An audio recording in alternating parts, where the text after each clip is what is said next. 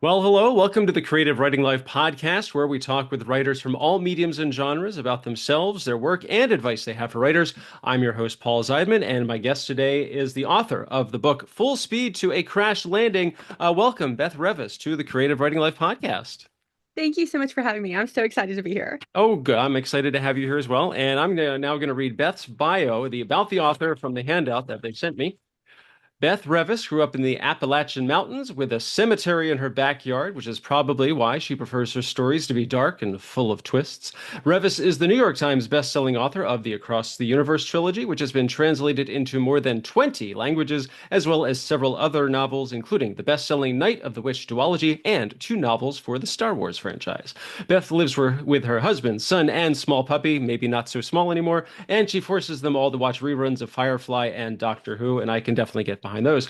Okay, so Beth, again, welcome to the show. So for viewers and listeners who are familiar with our program, we like to start things off talking about anything we may have read or watched lately. Did we like it? Did we hate it? We're kind of indifferent to it. I'll go first just to give Beth a little time to collect her thoughts. Technically, I have three items to talk about. The first one was that over the weekend, my local art house cinema was showing Indiana Jones and the Last Crusade, one of my favorites. So, of course, I went to see it. Tons of kids in the audience. So, probably, I don't know if this was the first time for them seeing it. And I accepted the fact that there was going to be a lot of chatter and running around. And that's exactly what happened. And of course, during the show, the power went out. so, Oh no. so I, but, and so they, apparently the electric company was outside on the block doing some work and inadvertently switched off the power. They got it back on probably about 20 minutes later, but was really nice to the theater. They offered everybody who was interested a free small popcorn. And so I think I was like one of the handful of adults who did not storm the concession stand and getting that back. But again, I've seen the movie so many times, so I don't need to go into it. But I enjoyed it as always. And the other things that I watched were one was on YouTube and one was on Amazon. So on my Instagram account at Pez Screenwriting, I follow a couple of illustrators slash animators, and because of that, I get the suggestion, oh, you follow this person, you might like such and such.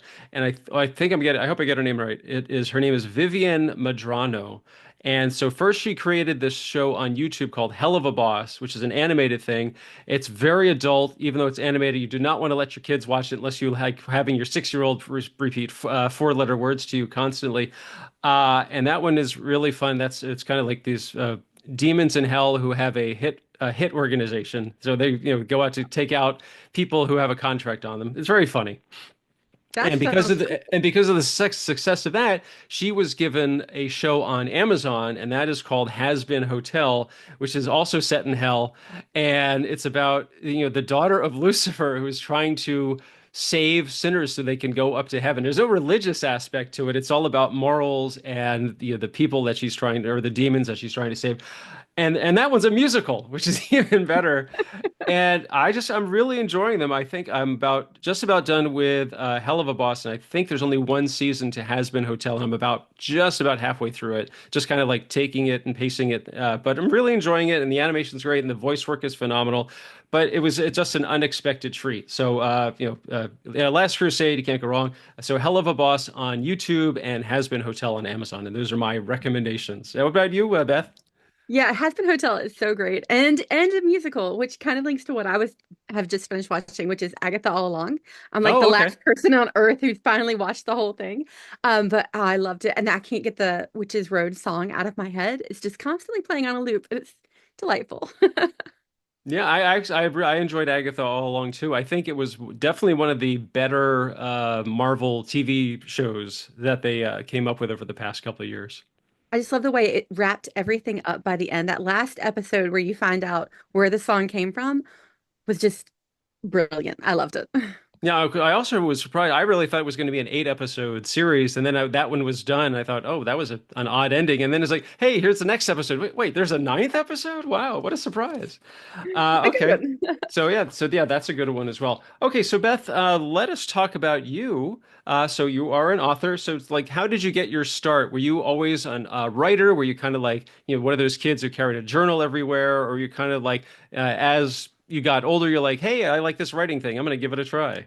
Yeah, I don't remember not writing. Like I even in elementary school, I would write novels that were like one line notebook page with a chapter each, Of and I course. would read them in the bus. Like it was always something I loved doing from the start. But I never thought I could make a career of it. And I never thought I could actually sell anything or make a job of it. I wrote my first novel when I was a sophomore in college, and of course I thought it was brilliant. It was absolutely not. It was thinly veiled fan fiction of the Chronicles of Narnia of all things. Wow. I swapped out the line for a horse and thought like, oh, that'll work out great. I was combining my horse girly and my fantasy loving self. Of course, it didn't sell. And I wrote a novel a year for 10 years and Mm. increasingly tried to like get better and actually break into the business.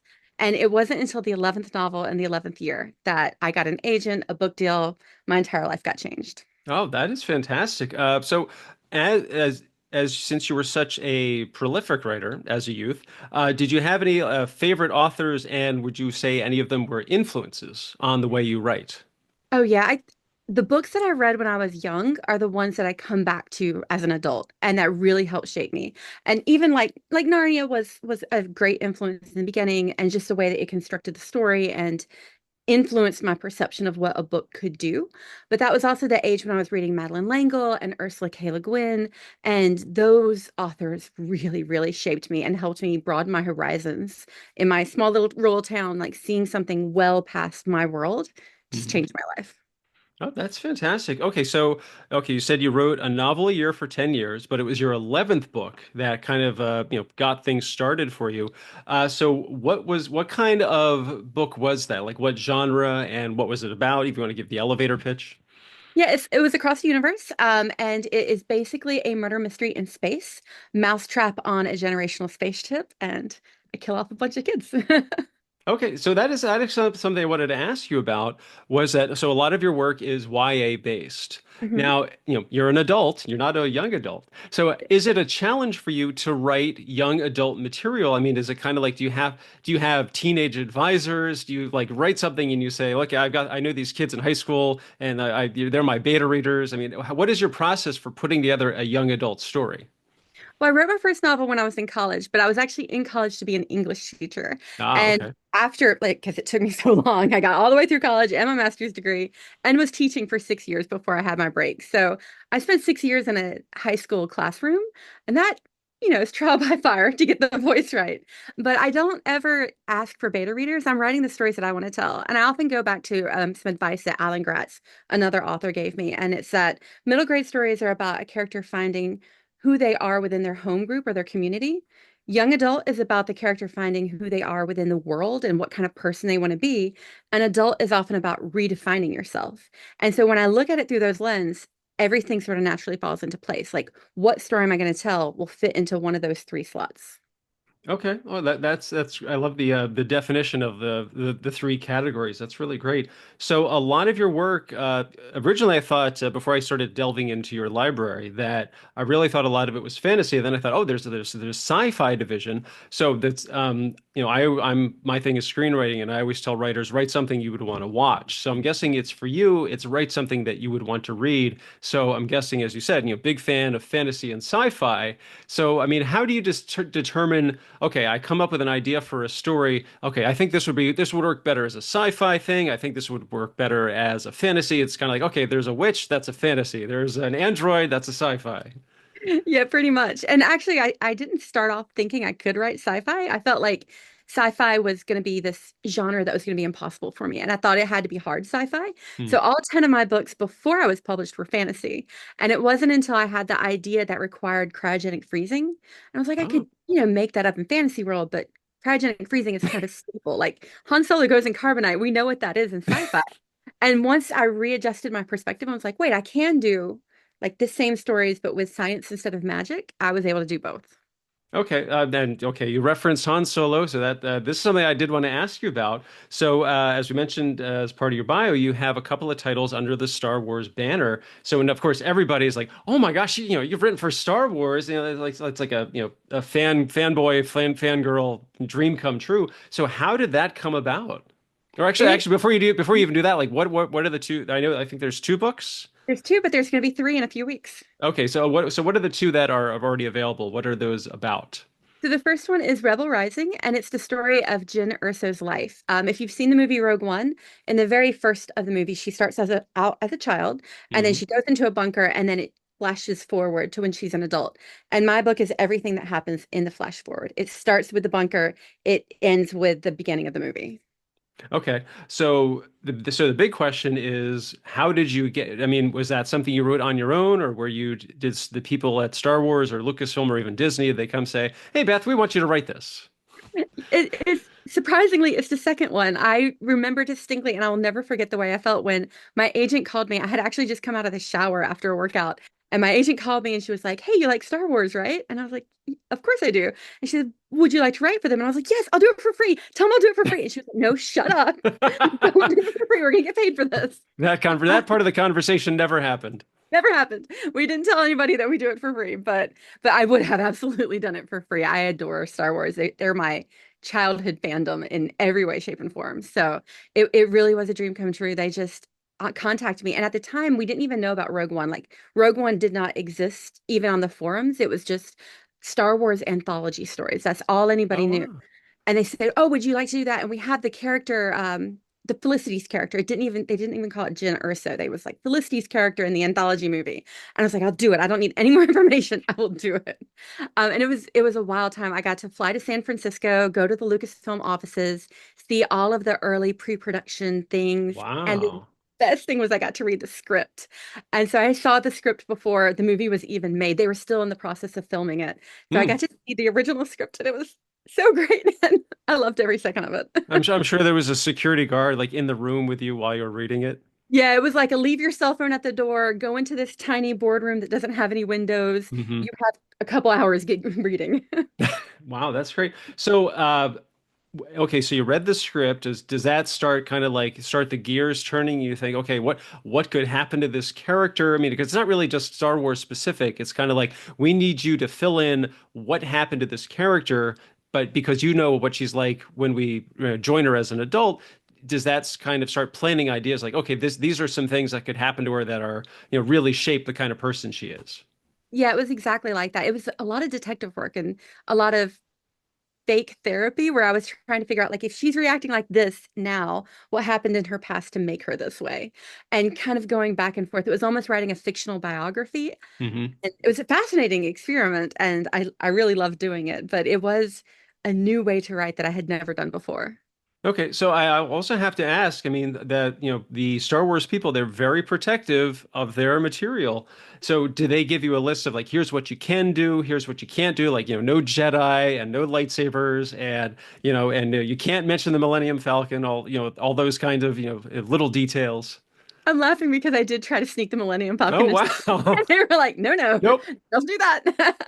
No, well, the process was a little different from my style because before this, I had never outlined. I did not outline books at all. I Oh. was hardcore, like, I'm gonna pants, I'm never gonna write an outline. But to write for Star Wars, you have to have an outline Mhm. because it has to go through all the various people to make sure it fits. And it's not so much where they're constraining you, but they know they're playing 60 chess over here. They know every book that's coming out in the next 3 years. And I don't know where all those characters are. So Sure. when I would try to insert something that contradicted something else somebody else was working on, that was really the goal that they were working with. So I did an outline and then I would write the book and a dozen or so people would read it and leave Mm. comments. It was very intensive. Word crashed constantly. I could never get Word to keep work open because there were just so many comments and track changes. Okay, wow. I mean, I was going to say that's what you really would expect from an organization like that. Like, they're going to say, okay, okay, everything's good, except we need you to change this, this, this, and this. Yes. And all of this and also make this work. Wow. Okay, so I know that the other books, they're more about Han and Leia. It's Hmm. kind of like what happens after Jedi, I think that Yeah. they get. I know one of them's about them getting married or they're about to get married, something Yeah. like that. So the big question is like, how do you approach, like Han Solo and Princess Leia? People know these characters. Yeah. Like, how do you approach writing like that? That you can't take liberties with them. You can't say, "Oh, all of a sudden, oh, I'm gonna here's Han's long lost brother," and I'm sure they're gonna say no to that. But like, how do you work with, creating a story for such established characters? I was so glad that I wrote Jin first because I wrote the book before the movie was out. Nobody could tell me I was wrong because the movie didn't Ah, exist for them then. but everybody in the entire world knows Han and Leia. And so the pressure was it was really, really, I psyched myself out a lot over it. And I would just always remember Carrie Fisher as a person, not as Princess Leia, but Carrie Fisher as a person would be like hang on my shoulder and be like, just do the damn thing. And then That sounds like her a too. lot better. Yeah. I really identify with Carrie Fisher as a person and like her attitude of just take your broken heart and turn it into art and just do the thing. And that helped a lot. And then because it was Han as well, and because my husband and I both love these movies, I would force him to read the dialogue of Han while I would read the dialogue of Leia. And it actually worked really well. There were a couple of times when I would get too much of him in the story and I would have to edit that out, but that back and forth dialogue, doing it in person with my husband kind of made it a lot better. Did he try to pull off like a really bad Harrison Ford impression, or did he just read it as himself? He tried it first. I was like, no, we're not doing that. That's great. And I think you said like one is coming out in a couple of weeks. So this is mid-November when we're recording this, so it's coming out, I guess what, late November, early December? The first Tuesday of December. Okay, and what is that one called? It's actually a picture book, and it is called Someone Who Loves You, and it's the story of Han and Leia's wedding for children, as told through the point of view of the Ewoks. Okay. Well, It was a lot of I was gonna say because it's like there's a never-ending supply of Star Wars material, so that is something you can add to the list. Okay, so Beth, let us move on to talking about your book, Full Speed to a Crash Landing. Okay, I read it. I really enjoyed it. I have a lot of questions, but why don't you start things off? Like, tell us what is it about? If there's a log line or an elevator pitch for it. So Full Speed to a Crash Landing is about a girl who is planning on looting a crashed ship on a deserted planet, and then a government agent wants something that's on that ship that she may or may not want as well. And so it's a big con between the two of them where she's trying to get something and he's trying to get something and everybody's lying. And everybody's lying. That's there's great words to add to a story. So I have to ask, I mean, so what was the inspiration? What was the idea and did you just kind of think, hey, what if, and you just fill in the blank, or was there, maybe you were inspired by something? I was very much inspired by something that happened in real life.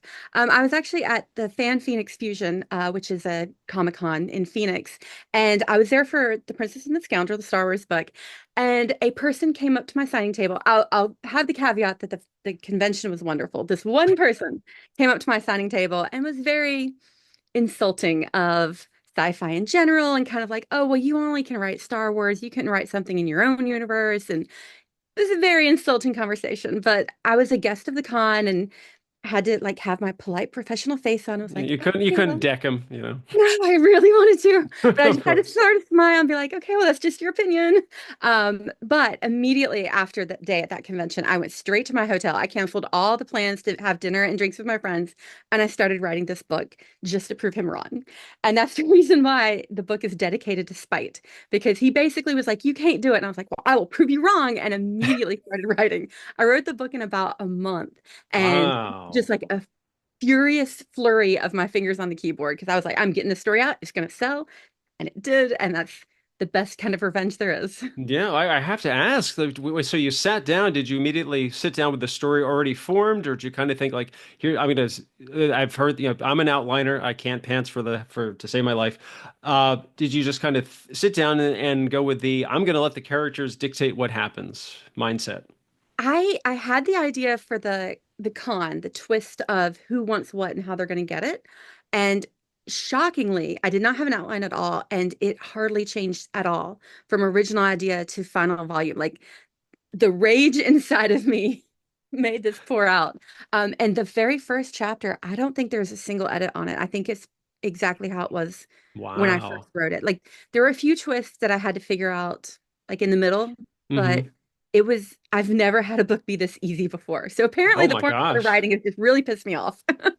I was going to say that. Did you that the fact that you were able to do it so quickly, because I was going to ask about outlining, but if you just kind of like just wrote it, that did you have to go back and make any fixes, or was it kind of like or were you fixing it as you went along? Uh, the only thing I had to go back and change is originally I had them just finding one thing, and instead I ended up having like you need both the lock and the key, basically. Uh, Okay. not to spoil too much Yeah, about it. yeah. That was the We only do thing I not added. do spoilers on this show. No spoilers. So that was really the only thing that changed was figuring out that she actually needed two things. And Hmm.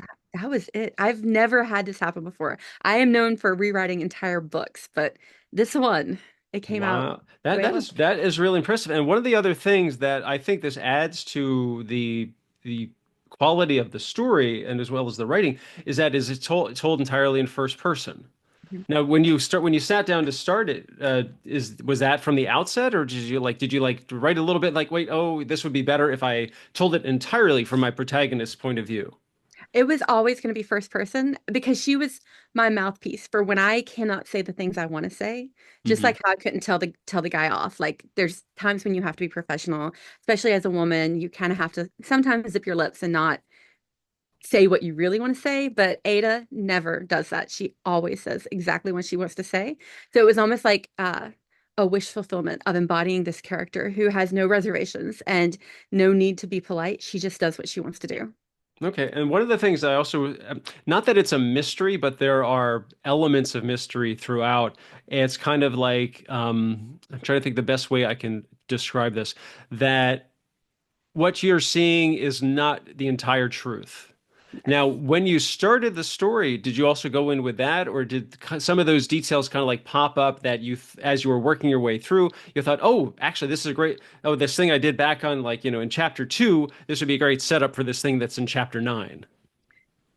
This and again, this never happens, but I it came out exactly that way. And even when there was a time when I wasn't quite sure what the clue was, I was like, that's going to be a clue for her to come back to later. And I figured it out by the end of how to put it in. But in the first chapter, there's a very big like giveaway if you know what the ending is. Hmm. And that was there from the start. Like from the very start, I knew what she was going to do with that opening chapter. Okay, so all of this warrants the question, do you think if this, this jerk of a person hadn't come up to you and said this, do you think the story would have been the same? Would you have even come up with the idea for the story as a result of that? I don't think it would exist at all. It really was just somebody saying you can't do these things, and me saying, "Well, I will prove you wrong right now." And I, if he hadn't insulted me, I don't think I would have written the book. Wow. I was going to say, I know you dedicate it to spite, but I think you should at least mention, like, this is the origin story of this story. And I I just kind of like, like the fact that he doesn't know the songs about him, though. no, yeah, I guess there is that. So one of the things I also thought was really impressive is that because it's a sci-fi story, and that always requires a lot of world building, and you do it through not really exposition, but just kind of like the things that Ada's talking about. That Hmm. she mentions these details that kind of like we're hearing her thoughts. And was that also just part of that fully formed thing, or was that kind of one of those, okay, actually, this is a great opportunity to expand on this thing and just kind of like take it from there? Or was it just like, okay, I'm just going to sit down and start writing it, and oh my gosh, here's the world just fully formed right out of my head. I did come up with part of it based on the books I already have out. So technically, these books are a part of the Across the Universe Hmm. series, because the world building and how the ships work and light speed travel, I just riffed off what I already had, and this is just several centuries in the future from the Across the Universe book. So I kind of already had that there, and then everything else, it was because I was so fully embodying her in my mind, like to the point where sometimes when I was typing, I was saying her dialogue as I was typing it, like just really imagining myself in her shoes, that it just became natural to see the world through her eyes. Was there ever a time with it where you kind of like, okay, I need to have her say, the perfect thing. This is something she would exactly say, but then just kind of like leave it blank. Okay, I'm going to go back and fill that in later. Or was it just were you just able to just like chunk chunk chunk chunk chunk to just keep moving forward? I'm a woman in the 20th century, so I have a lot of internalized rage. And as soon as I Okay. could just bottle some of that out and get it out, like it flowed really well. I don't think I could have written her as easily if she didn't embrace her anger and her frustration with the world. And that sort of spins out in the sequels as well. Like her attitude for the world is what I think a lot of people feel like. Hmm. And the freedom to say it was very free. Like there was no point where I felt like I had to hold back. So that made it so much easier to write her. Yeah, I was going to say that, like, one of the things that I've talked about on the show before is that with screenwriting, every character in the story is in some way an extension of the writer's personality. And it Hmm. really sounds like Ada is, definitely, not your alter ego, but almost like your inner, your not your Jiminy Cricket either, but kind of like your, I don't know, the The devil all, on my shoulder. yeah, okay, we'll go with that. Did you ever like feel like, were you ever hesitant to have her say something and realize, you know what, that is something she would exactly say? I I didn't hesitate with her at all. The only thing that I sort of did trip up on was in the second book, which is going to be out the first week of December as well. And it's called How to Steal a Galaxy. And it's basically the Met Gala in space. Hmm. And she runs into another character there. And she ends up being very sympathetic to that character in ways that I hadn't anticipated. And so it was only when she was interacting with that specific character that I started to sort of see her in a little bit of a different life and had to pull back a little bit and like, not what I do, but what would she do on that one? Okay, yeah, actually, I wanted to ask you about that. So this is the book Full Speed to a Crash Landing is the first in a trilogy of stories. So while you were writing this, I'm sure you weren't thinking, one, two books after this. I mean, was that something like that came at the end after Ada, accomplishes what her goal in the story is? That did you think, oh, or did you have even ideas that you wanted to have in the story, but okay, there's nowhere I can fit those in. These would work great in another story, and oh, she could definitely slide right into that one. Yeah, so when I finished the first book, I kind of wasn't sure if it was right to be a novella. And I knew it wasn't long enough, but I didn't want to pad it and put a bunch of fluff in there. Sure. So I started thinking like, do I need to make it like the first act of a longer book or maybe make it a series or something like that. So as soon as I finished, I started outlining what other chapters could be. And then I sent that to my agent and said, should it be one or should it be three novellas? And we went back and forth on this a lot. And I did some rewriting on like where does it end and where does the next one pick up. And in the end, we did decide that it would be best as novellas. And I think that's the right call because you have a whole contained mystery in each book, and they're all linked. They all build on each other. Hmm. But the three different novellas is like three different episodes of a series almost. Okay, so are the three, is it a closed three, or is it like leave the door open for like four, five, and six type of thing?